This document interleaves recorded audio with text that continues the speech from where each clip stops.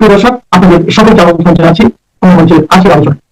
ভারত ও বাংলাদেশের 4096 কিলোমিটার দীর্ঘ সীমান্ত একসময় যা ছিল বন্ধুত্বের মেলবন্ধন, আজ তা পরিণত হয়েছে দক্ষিণ এশিয়ার সবচেয়ে বড় ভূ রাজনৈতিক উত্তেজনার কেন্দ্রে। বিএসএফ ও বিজিবির মুখোমুখি অবস্থান, অনুপ্রবেশকারীদের পুশব্যাক আর সেই সাথে সীমান্তে নতুন করে তৈরি হওয়া কাঁটাতারের বেড়া, সব মিলিয়ে পরিস্থিতি আজ বারুদের স্তূপে পরিণত হয়েছে। আজকের এই আলোচনায় আমরা খতিয়ে দেখব কেন দুই দেশের সীমান্ত আজ এক চরম সন্ধিক্ষণে দাঁড়িয়ে, কেন মনে হচ্ছে আমরা একটি অলিখিত কিন্তু নিশ্চিত যুদ্ধের দিকে এগিয়ে চলেছি। বর্তমান পরিস্থিতির মূলে রয়েছে পুশব্যাক বিতর্ক।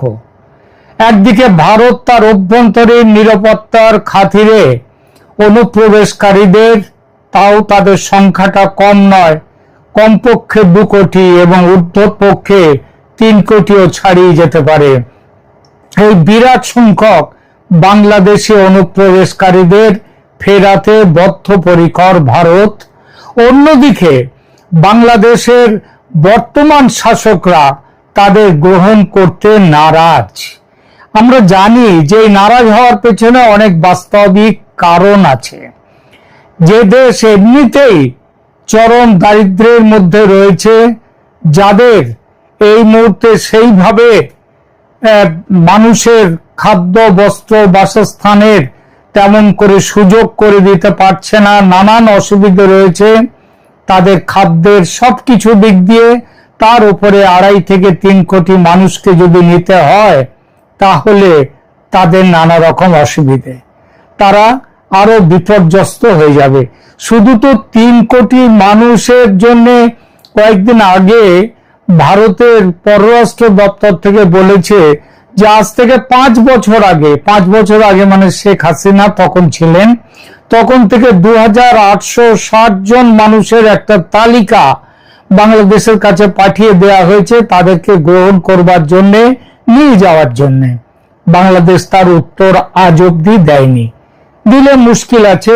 এই তালিকাটা এই ভিত্তিতে একবার গ্রহণযোগ্য বলে তারা ধরে নিলে তারপরেই এই তালিকাতেই তো আর শেষ নয়, এবং এটা তো সবে শুরুও নয়, একেবারে শুরুরও আগের মাত্র 2860। এরপরে একটা বিরাট সংখ্যক মানুষের লিস্ট চলে আসবে। তো এই দুই অনমনীয় অবস্থানের কারণে বিএসএফ ও বিজিবি আজ সরাসরি মুখোমুখি দাঁড়িয়ে গেছে। কিন্তু এর চেয়েও ভয়ঙ্কর হলো এর সামাজিক প্রভাব। বাংলাদেশে কমতে কমতে যে 1.5 কোটি হিন্দু এখনো অবশিষ্ট আছে, তারা মুখোমুখি হয়েছে এক তীব্র আতঙ্কের। আর সেই 1947 সালের পর থেকে দীর্ঘ প্রায় 8 দশকের অভিজ্ঞতায় যা দেখা গেছে, এরকম একটা পরিস্থিতির উৎপত্তি হয় আর হিন্দুরা আতঙ্কিত হয়ে দেশ ছাড়ে। এবারও এই পরিপ্রেক্ষিতে হিন্দুরা আতঙ্কিত হয়ে আবার দেশ ছাড়তে শুরু করেছে। তবে এবার দেশ ছেড়ে ভারতে চলে আসাটা সহজ নয়। আগে দেশত্যাগ করে আসা হিন্দুরা সীমান্তে বাধা পেত না, এখন পাচ্ছে। এখন ভারত সম্ভবত বুঝিয়ে দিতে চাইছে ওরা হিন্দু হলেও তোমার দেশের নাগরিক, ওদের রক্ষণাবেক্ষণ করতে আইন অনুযায়ী তোমরা বাধ্য, আর সেই দায়িত্ব পালন করতে হবে তোমাদের। যেমন ভারত তার সংখ্যালঘু মুসলিম নাগরিকদের জীবন জীবিকার দায়িত্ব নিয়ে এসেছে, নিচ্ছে, তেমন তোমাদেরও নিতে হবে তোমাদের দেশের সংখ্যালঘু হিন্দুদের দায়িত্ব। যদি না পালন করো সে দায়িত্ব, তাহলে কি করা হবে এবার? এতদিন সেটা করা হয়নি, সেটাও সম্ভবত ঠিক করেছে এবার ভারত। সেই ঠিক করাটা কি বলবো, তবে এখন নয়, আলোচনার শেষে যা বলছিলাম, সীমান্তের পশ্চিমবঙ্গ পারে ভিড় জমাচ্ছে অনুপ্রবেশকারী বাংলাদেশিরা দেশে ফিরবে বলে, স্বেচ্ছায় নয়, ভয়ে। বিএসএফ তাদের তুলে দেবে বিজিবির হাতে, কিন্তু বিজিবি, বাংলাদেশ বর্ডার গার্ডস, তারা সহজে নিতে চাইছে না। তাদেরকে, নিজের দেশের মানুষকে তৈরি করছে নানান অজুহাত। আর সীমান্তের বাংলাদেশ পারে অনেক জায়গায়, বিশেষ করে নদিয়ার সীমান্তবর্তী অঞ্চলে ভিড় করে রয়েছে বাংলাদেশের বহু হিন্দু পরিবার। তারা অনুপ্রবেশকারী নয়, স্বদেশে অত্যাচারের ভয়ে, আতঙ্কে ভারতে পালিয়ে আসতে চাইছে। যেমন ভাবে 1971-এ পালিয়ে এসেছিল বেশিরভাগ হিন্দু, সঙ্গে সামান্য কিছু মুসলিম, কিন্তু বিএসএফ এবার তাদের আসতে দিচ্ছে না। ভারতে বাংলাদেশি অনুপ্রবেশকারী হটাওয়ের পাল্টা হিসেবে বাংলাদেশি মুসলিম মৌলবাদীরা হুমকি দিচ্ছে সে দেশের হিন্দুদের দেশ ছাড়ার জন্য। এই গোষ্ঠীগুলির হুমকি এবং বিক্ষিপ্ত কিছু আক্রমণের ঘটনা আগুনের স্ফুলিঙ্গের মতো কাজ করছে। এর ফলে মানুষ ভিটে মাটি ছেড়ে ভারতের দিকে চলে আসার জন্য জমায়েত হচ্ছে অনেক জায়গায়। কয়েকদিন আগে একটি ছবিতে দেখলাম নদিয়ার সীমান্তের এক পারে, সেখানটাতে নদী, সেখানে ডিমার্কেশন দুদেশের, তার মধ্যে বাংলাদেশ থেকে হিন্দুরা নদীর জলের উপরে দাঁড়িয়ে রয়েছে, তারা ভারতে আসতে চায়। এপারে বিএসএফ কড়া পাহারা দিয়ে রেখে দিয়েছে। ফলে আজকে এই পরিস্থিতি এসে দাঁড়িয়েছে। এবং সীমান্তে এটি শুধু একটি সীমান্ত ইস্যু নয়, পরিকল্পিত ডেমোগ্রাফিক গেম। সংখ্যাটা লক্ষ্য করুন, ভারতে বাংলাদেশি অনুপ্রবেশকারী মুসলিমের সংখ্যা 2 কোটির ওপর, আবার বাংলাদেশে সংখ্যালঘু হিন্দুদের সংখ্যা 1.5 কোটির ওপর। 2001 সালে অটল বিহারী বাজপেয়ী একটা রাস্তা খুঁজতে চেয়েছিলেন, মিডল পাথ। তিনি মাধবগড় বলে একটি কমিটি তৈরি করে দিয়েছিলেন এই সমস্যা দেখার জন্য। সেই কমিটি একটি অত্যন্ত বাস্তবসম্মত সুপারিশ করেছিল, সেটা হলো অবৈধ বাংলাদেশি অভিবাসীদের ওয়ার্ক পারমিট দিয়ে ভারতে রাখা। কিন্তু আজ সেই আলোচনার পথ বন্ধ। কেন? কারণ বাংলাদেশের বর্তমান প্রশাসনের মূল ভিত্তি হলো তীব্র ভারত বিরোধিতা। মোহাম্মদ ইউনূস চলে গেছে, মোহাম্মদ তারেক রহমান এসেছেন, কিন্তু ব্যাখ্যা, সেই ভিত্তিটা এক রয়ে গেছে। বাংলাদেশে রাজনীতি করতে গেলে ভারত বিদ্বেষ সেখানকার রাজনৈতিক দলগুলোর খুব বড় মূলধন। এই মূলধন না থাকায় বা ভালোভাবে ব্যবহার না করায় শেখ হাসিনার পতন হয়েছে। আর এই মূলধনের জন্য তারেক রহমান ভারতের বন্ধুত্বের হাত ধরতে চাইছেন না, ফিরিয়ে দিয়েছেন। এখানেই আসে পাকিস্তানের কথা। গোয়েন্দা রিপোর্ট এবং ভূ রাজনৈতিক পর্যবেক্ষকদের মতে পাকিস্তান এই অস্থিতিশীলতাকে কাজে লাগিয়ে ভারতকে চাপে ফেলতে চাইছে। সিন্ধু জল চুক্তি নিয়ে ভারতের সাম্প্রতিক কঠোর অবস্থান, অপারেশন সিন্দুরে পরাজয়ের বদলা নিতে পাকিস্তানের পূর্ব সীমান্তকে অস্থির করে তোলার ছক, সে কথা স্পষ্টপষ্ট বলেছেও পাকিস্তান। বলেছে এবার যুদ্ধ হবে ভারতের পূর্ব সীমান্তে। আর সেই উদ্দেশ্য সামনে রেখে পাকিস্তানের বড় কর্তারা, সামরিক কর্তা, এমনকি প্রধানমন্ত্রী পর্যন্ত কয়েকদিন আগে বাংলাদেশ সফর করে গেছেন। তাদের সেনা সামরিক বাহিনীর বড় কর্তারা বাংলাদেশ সফর করেছেন। আবার বাংলাদেশ সরকারও তাদের সামরিক বড় কর্তাদের সেখানে পাঠাচ্ছেন। সুতরাং পাকিস্তান যে ওই বলেছে এবার যুদ্ধ হবে ভারতের পূর্ব সীমান্তে, সেটা বোধহয় খুব একটা মিথ্যে তো নয়, বরং সেই পথে খুব দ্রুত এগিয়ে চলেছে পাকিস্তান।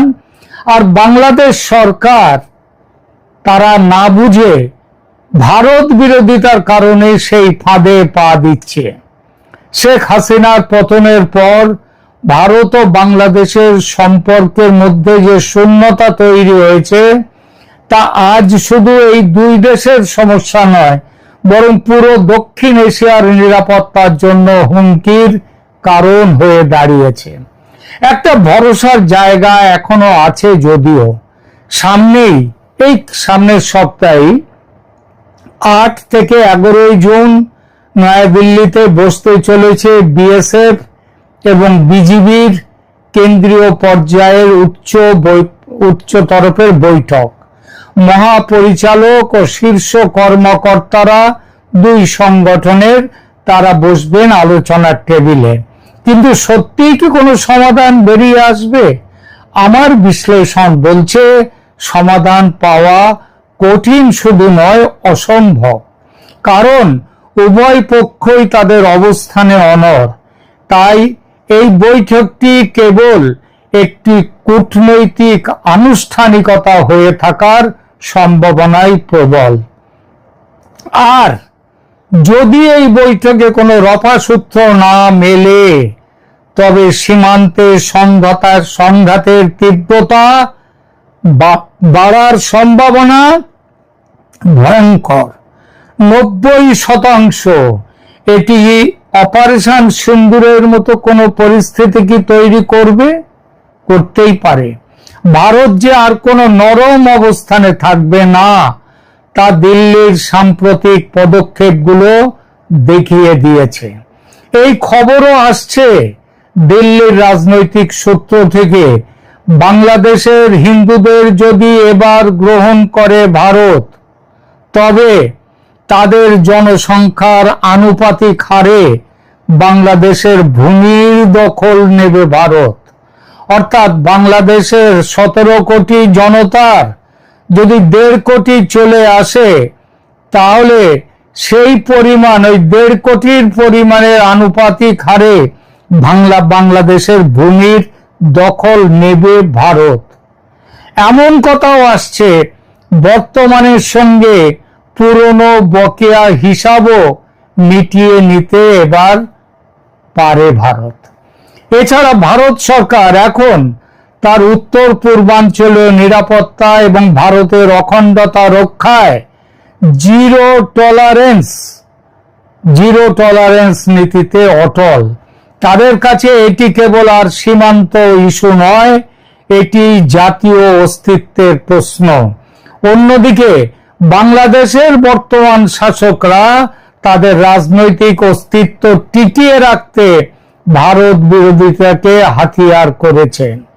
বাংলাদেশের হিন্দুরা তাই আজ এক বিপজ্জনক মোড়ে দাঁড়িয়ে। প্রশ্ন একটাই, কূটনীতির কি এখনো জেতার সুযোগ আছে, নাকি ভারতের পাবলিক ডিপ্লোমেসি বা সাধারণ মানুষের সাথে সরাসরি যোগাযোগের পথ ছাড়া আর কিছুই বাকি নেই?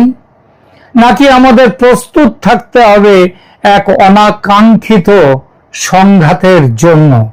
প্রিয় দর্শক, আপনারা কি মনে করেন, এই পরিস্থিতি কি আলোচনার মাধ্যমে মেটানো সম্ভব, নাকি আমরা একটি বড় সংঘাতের দ্বার প্রান্তে? এই সম্ভাবনা কিন্তু এখন যত দিন যাচ্ছে তত কিন্তু একদম প্রকট হয়ে উঠছে। আর অনুপ্রবেশকারীদের নিয়ে যে সমস্যা আজ বেঁধেছে, এই সমস্যায় যদি বাংলাদেশ যদি তাদের নিজেদের মানুষদের ফিরিয়ে না নিতে চায়, তাহলে ভারতের সামনে, আবার বলছি, সামরিক সংঘাত ছাড়া কোনো রাস্তা নেই। আর তার পাল্টা হিসাবে যদি বাংলাদেশের হিন্দুদের উপরে কোনো রকম অত্যাচার হয়, এবার ভারত মুখ দর্শক হয়ে বসে থাকবে না এবং ওই বাংলাদেশের হিন্দুরা উদ্বাস্তু হয়ে ভারতে আসবে। আবার লাখে লাখে 1.5 কোটি ভারত আর সেই পথে চলবে না, মেনে নেবে না। এখনকার মতো এখানেই রাখছি। ভালো থাকবেন, ধন্যবাদ।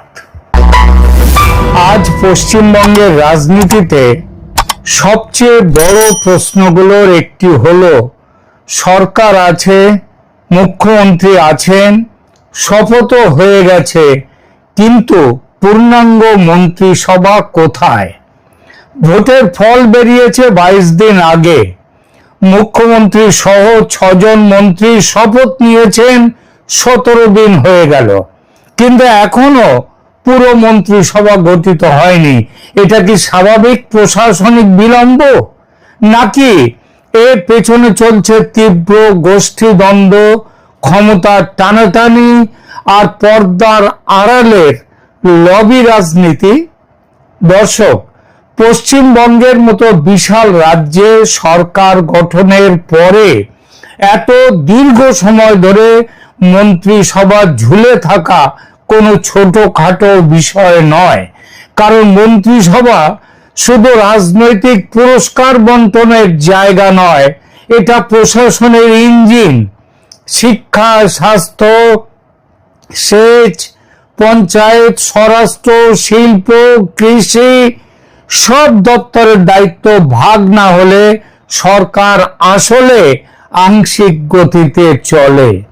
আর যদি 22 দিন পরেও সেই দায়িত্ব ভাগ ঠিক না হয়, তাহলে প্রশ্ন উঠবেই, দল কি সরকার চালাতে প্রস্তুত ছিল, নাকি শুধু মমতা সরকারের দুর্নীতির বিরুদ্ধে আওয়াজ তুলতেই শুধু ব্যস্ত ছিল, তার বাইরে কিছু ভাবেনি?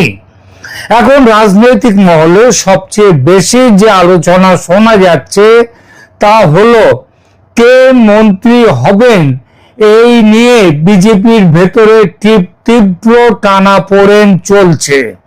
একদিকে স্থানীয় নেতৃত্ব, অন্যদিকে রাজ্য নেতৃত্ব, আর তার উপর আবার কেন্দ্রীয় নেতৃত্ব, সবাই নাকি নিজেদের পছন্দের নাম চাপাতে চাইছে। অন্তত এই বিলম্ব দেখে এমন খবর কিন্তু বাইরে আসছে, এমন সন্দেহ বাইরে উঠছে। অনেক বিধায়ক মন্ত্রী হতে চাইছেন, অনেক গোষ্ঠী নিজেদের প্রতিনিধিত্ব চাইছে, আর সেই লড়াই এতটাই গভীর যে মন্ত্রিসভা গঠন প্রক্রিয়াটাই আটকে গেছে, এমন জল্পনা এখন সর্বত্র। এখানেই শেষ নয়, আরো বড় যে কথাটা ঘুরছে তা হলো, বিজেপির সাংগঠনিক শিবির আর আরএসএস ঘনিষ্ঠ অংশের মধ্যে নাকি এক ধরনের সংঘর্ষের পরিস্থিতি তৈরি হয়েছে কারা মন্ত্রী হবেন সেটা নিয়ে। রাজনৈতিক সূত্রে দাবি, এই নির্বাচনে আরএসএস সমর্থিত বা আরএসএস ঘনিষ্ঠ প্রায় 100 জনের মতো প্রার্থী মাঠে ছিল। তাদের মধ্যে কেউ কেউ জিতে এসেছেন। এখন প্রশ্ন হলো, তাদের কি সরাসরি মন্ত্রিসভায় জায়গা দেওয়া হবে? এই জায়গাতেই সমস্যা। কারণ রাজনৈতিক পর্যবেক্ষকদের একাংশের মতে পশ্চিমবঙ্গে আরএসএস এর সাংগঠনিক উপস্থিতি থাকলেও মাটির সঙ্গে সরাসরি তাদের উপস্থিতি এবং প্রশাসনিক কাজের অভিজ্ঞতা তাদের বহু মুখের নেই।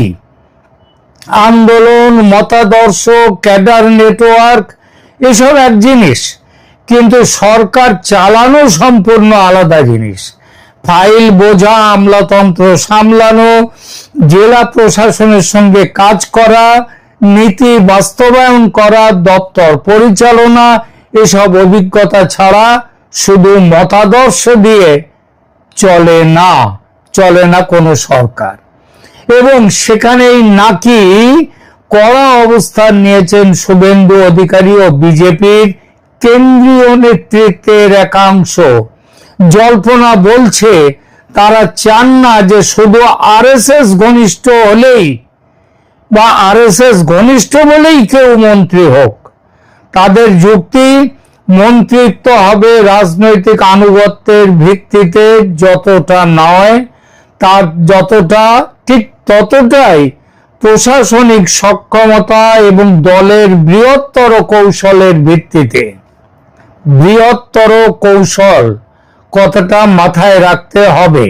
সহজ ভাষায় বললে সরকারকে পরীক্ষাগার বানানোর ঝুঁকি তারা নিতে চাইছেন না। কিন্তু প্রশ্ন হচ্ছে, যদি এটা সত্যি হয়ে থাকে তাহলে বিজেপির ভেতরে কি এখন সরকার গঠনের আগেই দুটো শক্তি কেন্দ্র তৈরি হয়ে গেছে, যাকে বলে দ্বৈত শক্তি কেন্দ্র? একদিকে নির্বাচনী রাজনীতি করা বিজেপি, অন্যদিকে মতাদর্শিক প্রভাব বিস্তার করতে চাওয়া আরএসএস ঘনিষ্ঠ অংশ। আর এই দ্বন্দ্ব যদি এতটাই প্রকট হয় যে মন্ত্রিসভা গঠন আটকে যায়, তাহলে আগামী 5 বছর প্রশাসন কিভাবে চলবে? দেখুন, বিরোধী দলে থাকলে গোষ্ঠীদ্বন্দ্ব চাপা রাখা যায়, কারণ তখন লক্ষ্য থাকে একটাই, সরকারকে আক্রমণ করো। কিন্তু ক্ষমতায় এলে আসল পরীক্ষা শুরু হয়। যেমন মমতা ব্যানার্জি বিরোধী হিসেবে এক ছিলেন, আর তারপরে সরকারে বসার পর তিনি যে কি জিনিস ছেড়ে দিয়েছেন, কোথায় নিয়ে গেছেন রাজ্যটা, সেটা তো আমরা সবাই দেখতে পাচ্ছি। সুতরাং বলে যে ক্ষমতায় এলে তখন আসল পরীক্ষা শুরু হয়। তখন কে কোন দপ্তর পাবে, কার কত প্রভাব থাকবে, কাকে সামনে আনা হবে, কার রাজনৈতিক ভবিষ্যৎ তৈরি করা হবে, এসব নিয়ে লড়াই প্রকাশ্যে না এলেও ভেতরে ভেতরে কিন্তু বিস্ফোরণ শুরু হতে থাকে। পশ্চিমবঙ্গে আজ বিজেপির পরিস্থিতি দেখে মনে হচ্ছে তারা হয়তো নির্বাচনী সাফল্যের জন্য প্রস্তুত ছিল, মানুষও প্রস্তুত ছিল তাদের আনার জন্য, কিন্তু প্রশাসনিক ক্ষমতা বন্টনের জন্য বিজেপি পুরোপুরি প্রস্তুত ছিল না। আর এখানে শুভেন্দু অধিকারীর ভূমিকা অত্যন্ত গুরুত্বপূর্ণ, কারণ পশ্চিমবঙ্গে বিজেপির মুখ হিসেবে তাকে সামনে রেখে বহু রাজনৈতিক সমীকরণ তৈরি হয়েছে। এখন যদি মন্ত্রিত্ব বন্টনে তার মতামতকে গুরুত্ব বেশি পরিমাণে দেয়া হয়, তবে কারণ তার একটা প্রাক্তন তৃণমূলের একটা ইমেজ আছে, কিন্তু তৃণমূলের বিরুদ্ধে লড়াইকে কতটা করেছেন সেটা যদি জানতে হয়, দেখতে হয়, তবে দেখা যাবে সবার আগে যিনি আছেন তার নামটি শুভেন্দু অধিকারী। কিন্তু তাহলেও তো একাংশ ক্ষুব্ধ হবে তাকে অতিরিক্ত গুরুত্ব দিলে। আবার যদি তাকে পাশ কাটিয়ে কেন্দ্রীয় নেতৃত্ব তালিকা চূড়ান্ত করতে চায়, তবে আর এক ধরনের সংঘাত তৈরি হবে। অর্থাৎ সমস্যাটা শুধু কে মন্ত্রী হবেন নয়, সমস্যাটা আসলে পশ্চিমবঙ্গে বিজেপির আসল নিয়ন্ত্রণ কার হাতে। দর্শক, রাজনীতিতে দেরি কখনো কখনো কৌশল হতে পারে, কিন্তু সব দেরি কৌশল নয়। কিছু দেরি অক্ষমতার লক্ষণ, কিছু দেরি অনিশ্চয়তার লক্ষণ, আর কিছু দেরি সরাসরি আভ্যন্তরীণ বিস্ফোরণের ইঙ্গিত। পশ্চিমবঙ্গের এই মন্ত্রিসভা বিলম্ব কোন শ্রেণীতে পড়ছে সেটাই এখন বড় প্রশ্ন। কারণ যদি সত্যি মন্ত্রী পদ নিয়ে এত বড়সড় টানাটানি শুরু হয়ে থাকে, তাহলে 3টি বড় রাজনৈতিক বার্তা কিন্তু এসে যায়। প্রথমত, বিজেপির ভেতরে ঐক্যের ছবি যতটা দেখানো হচ্ছে, বাস্তবে তা ততটা মজবুত নয়। বাইরে একদল, ভেতরে বহু শিবির। এই ছবিটা যদি ভোটের পরপরই স্পষ্ট হয়ে যায়, তাহলে তা সরকারের স্থায়িত্ব নিয়ে, সরকারের জনমনে তার প্রভাব নিয়ে প্রশ্ন তুলবেই। দ্বিতীয়ত, পশ্চিমবঙ্গে বিজেপির নেতৃত্ব কাঠামো এখনো পুরোপুরি স্থির হয়নি। দিল্লি কি ঠিক করবে, রাজ্য নেতৃত্ব কি ঠিক করবে, শুভেন্দু কি শেষ কথা বলবেন, নাকি আরএসএস সমর্থিত মুখদেরও জায়গা করে দিতে হবে বাধ্যতামূলক ভাবে, তাদের দক্ষতা থাকুক আর নাই থাকুক। এই প্রশ্নগুলোর উত্তর যদি 22 দিনেও না মেলে, তাহলে সাধারণ মানুষ ভাবতেই পারে দল নিজের ঘর সামলাতে পারছে তো। তৃতীয়ত, প্রশাসনের ওপর এর সরাসরি প্রভাব পড়ে, কারণ দপ্তরহীন সরকার মানে সিদ্ধান্তহীনতা, আর সিদ্ধান্তহীনতা মানে ফাইল আটকে থাকা, ফাইল আটকে থাকা মানে মাঠে কাজ থমকে যাওয়া, আর মানুষ ভোট দেয় কাজের জন্যে, গোষ্ঠীদ্বন্দ্ব দেখার জন্য নয়, বিলম্ব দেখার জন্য নয়, যা হোক করে চলার জন্য সরকারটিকে তারা 2/3 সংখ্যাগরিষ্ঠতা দেয়নি। আর এটা আরো বেশি প্রয়োজন এই জন্যে মমতা ব্যানার্জির সরকার রাজ্য থেকে যে দুর্নীতির পাহাড়ের ওপরে অথবা দুর্নীতির আগ্নেয়গিরির ওপরে, এমনকি সাম্প্রদায়িক হিংসার আগ্নেয়গিরির ওপরে বসিয়ে গেছেন, তাতে দক্ষ হাতে, সুস্থ হাতে, সক্ষম হাতে এবং কৌশলী এমন সমস্ত মন্ত্রী চাই, তেমন সরকার চাই। এখানে আরো একটা দিক মনে রাখতে হবে, মন্ত্রিত্ব শুধু ক্ষমতার প্রশ্ন নয়, এটা ভবিষ্যৎ নেতৃত্ব তৈরি করার জায়গাও। আজ যিনি মন্ত্রী হবেন, কাল তিনি জেলার মুখ, পরশু তিনি রাজ্যের বড় শক্তি। ফলে আজকের মন্ত্রিসভার তালিকা আসলে আগামী দিনের উত্তরাধিকার রাজনীতির ব্লু প্রিন্ট। তাই এই লড়াই যে এত তীব্র হবে তা অস্বাভাবিক নয়। অস্বাভাবিক যেটা হলো সেটা হলো এই লড়াইকে এত দূর যেতে দেওয়া, যেখানে সরকার গঠনের মৌলিক কাজটাই ঝুলে আছে গত 22-23 দিন ধরে। এখনো কতদিন থাকবে সেটা কেউ বলতে পারছে না। রাজনৈতিক মহলে আরো শোনা যাচ্ছে শুধু আরএসএস বনাম বিজেপি বা শুভেন্দু বনাম অন্য শিবির নয়, এর বাইরে আরো নানা লবি সক্রিয়।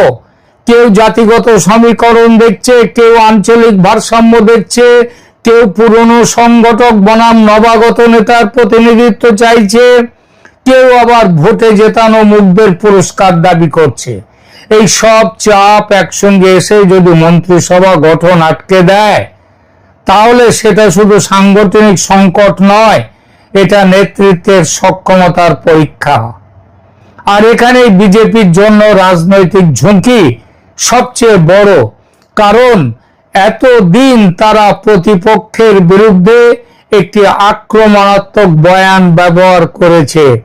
তৃণমূল মানেই গোষ্ঠী দ্বন্দ্ব, তৃণমূল মানেই লবি, তৃণমূল মানেই দুর্নীতি, তৃণমূল মানেই চেয়ার বাঁচানোর রাজনীতি।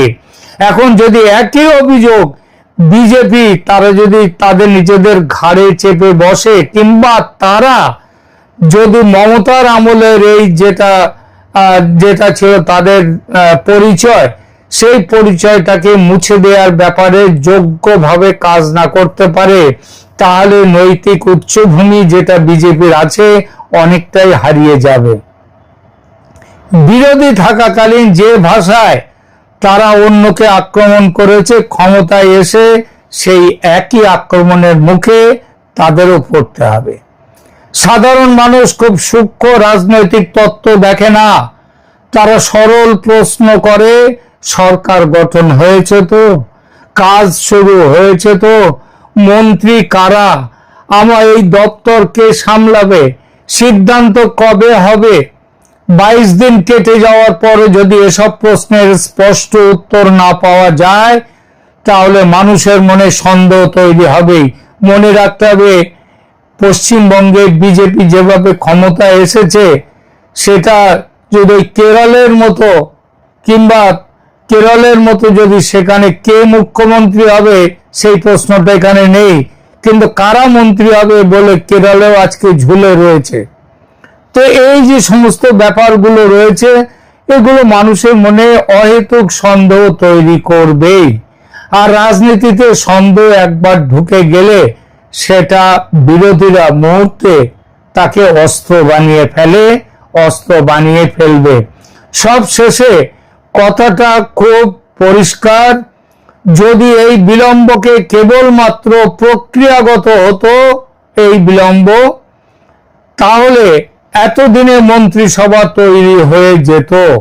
কিন্তু যদি এর পেছনে সত্যি স্থানীয় নেতৃত্ব, রাজ্য নেতৃত্ব, কেন্দ্রীয় বিজেপি, আরএসএস ঘনিষ্ঠ গোষ্ঠী ক্ষমতার লড়াই যদি থাকে, তাহলে পশ্চিমবঙ্গে বিজেপির সামনে সংকেত মোটেই ভালো নয়। কারণ যে দল সরকার গঠনের প্রথম ধাপেই ঐকমত্যে পৌঁছতে পারছে না, তারা আগামী দিনে বড় নীতি, বড় সংকট, বড় সংঘাত এসব কিভাবে সামলাবে?